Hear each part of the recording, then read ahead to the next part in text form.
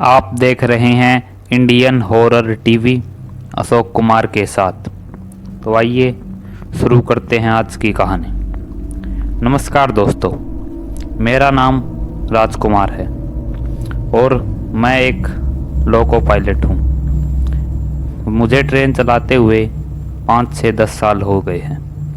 एक रात की बात है जब मैं और मेरा पार्टनर रामकिशन हम दोनों स्टेशन पर अपनी ट्रेन के साथ खड़े हुए थे।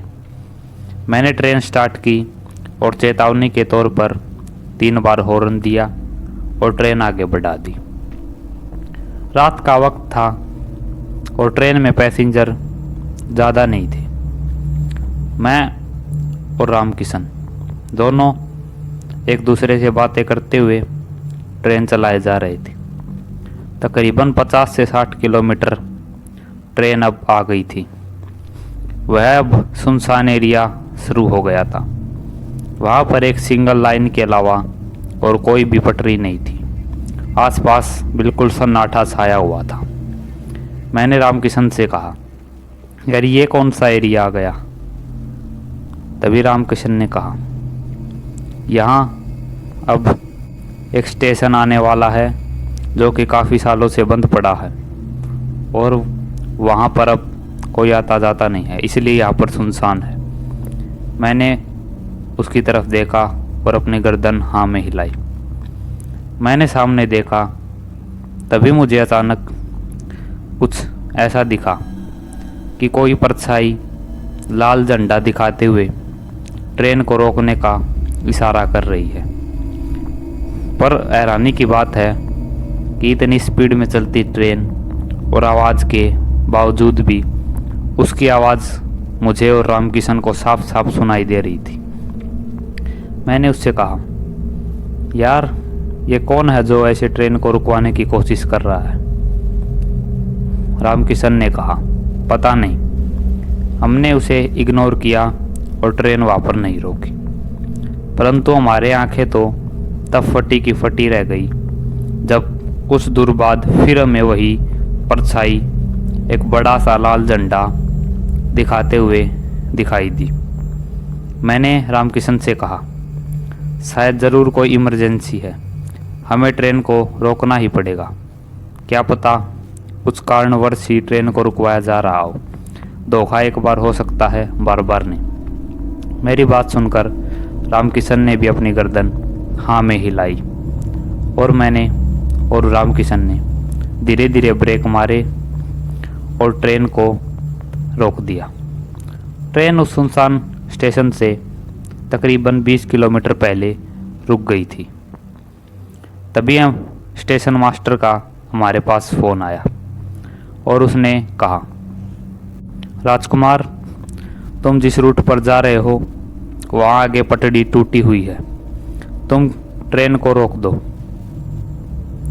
मैंने स्टेशन मास्टर की बात सुनी और हैरानी से बोला, पर सर, आपने तो सिग्नल देकर ट्रेन को रुकवा दिया है। स्टेशन मास्टर मेरी बात सुनकर चौकन्ना हैरान हो गया और बोला, क्या? पर हमने तो अभी तक कोई कर्मचारी या किसी को भी तुम्हें रोकने के लिए नहीं भेजा है। मैंने उससे कहा, नहीं, एक परछाई हमें दिखी थी लाल झंडा दिखाते हुए, वह हमें 2 बार दिखी, इसलिए हमने ट्रेन को रोक दिया। स्टेशन मास्टर ने कहा, ठीक है, जैसे भी रुकी हो ट्रेन रुक गई, आगे पटरी टूटी हुई है, दुर्घटना होने से बच गई। मैंने फ़ोन अपनी जेब में रखा और हम दोनों नीचे उतरकर देखने लगे, परंतु अब हमें वहाँ पर कोई भी दिखाई नहीं दे रहा था। वह बिल्कुल सुनसान एरिया था।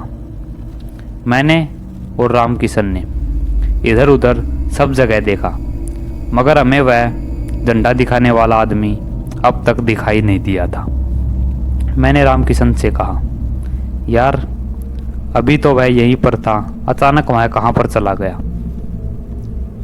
हम दोनों आपस में बात कर ही रहे थे कि हमें एक पेड़ के पीछे से वह आदमी झंडा दिखाते हुए दिखाई दिया।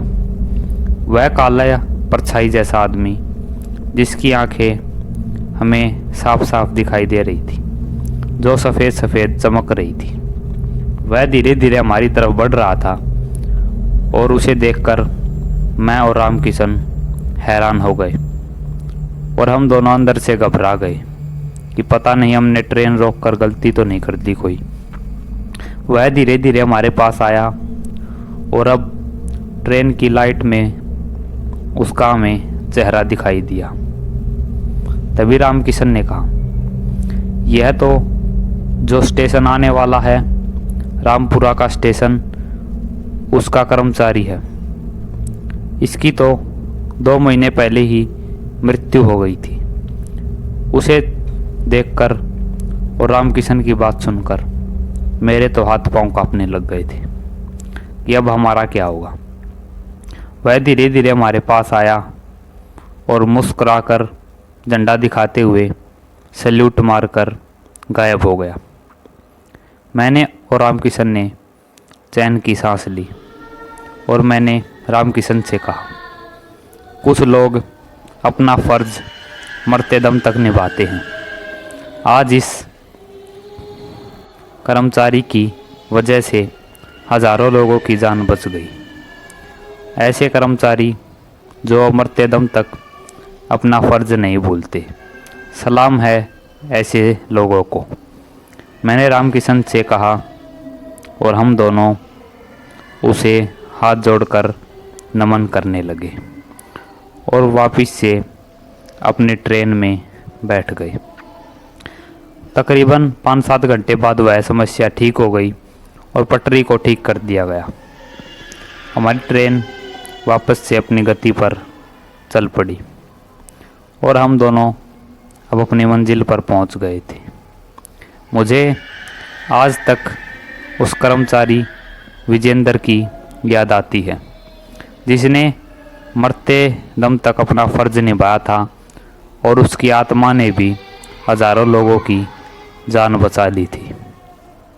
तो दोस्तों, आज की कहानी में बस इतना ही। वीडियो अच्छी लगी हो तो लाइक, कमेंट और शेयर कीजिए और चैनल पर नए हैं तो चैनल को सब्सक्राइब कीजिए। जल्द ही मिलते हैं एक और कहानी के साथ। तब तक के लिए देखते रहिए इंडियन हॉरर टीवी।